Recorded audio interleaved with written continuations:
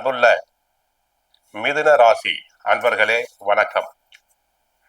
மிதுன ராசினருக்கு ராசிநாதனும் புதன், 4ஆம் இடமாகிய சுகஸ்தானத்திற்கும் அதிபதி புதன்.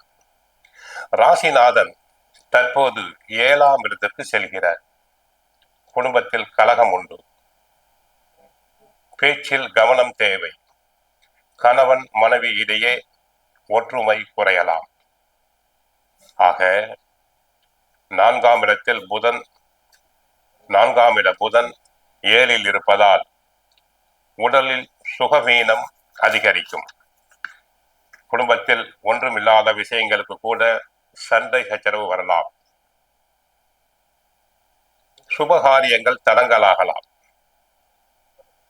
பொருளாதாரத்தை பொறுத்தவரை பண பற்றாக்குறை ஏற்படும்.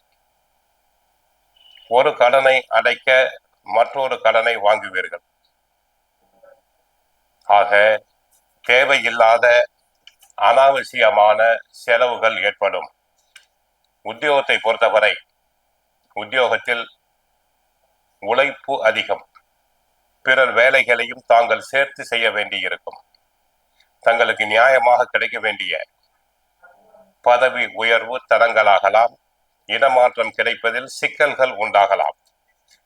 தொழில்துறையை பொறுத்தவரை இலக்கியவாதிகள், கணக்கர்கள், ஆசிரியர்கள், ஜோதிடர்கள், தபால்காரர், ஸ்டேஷனரி வணிகம் செய்வோர், சங்கீதம், ஜவுளி வியாபாரம், சிற்ப தொழிலில் உள்ள அன்பர்களுக்கு தொழிலில் கவனமாக இருத்தல் வேண்டும்.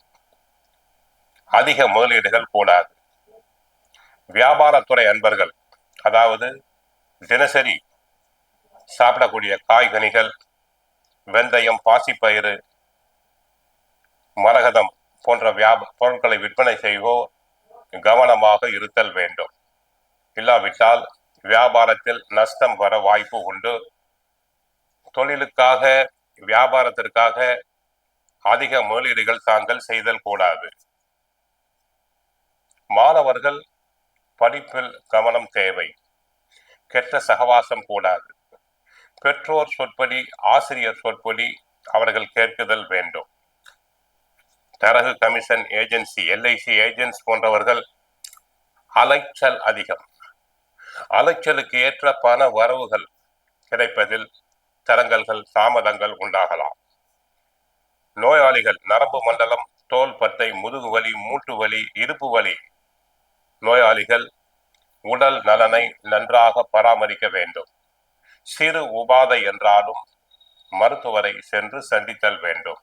ஆக மிதுன ராசி அன்பர்களுக்கு 7ஆம் இடத்திற்கு புதன் பகவான் செல்வதால் குடும்பத்தில் வாக்குவாதங்கள், சண்டை சச்சரவுகள் உண்டாகும்.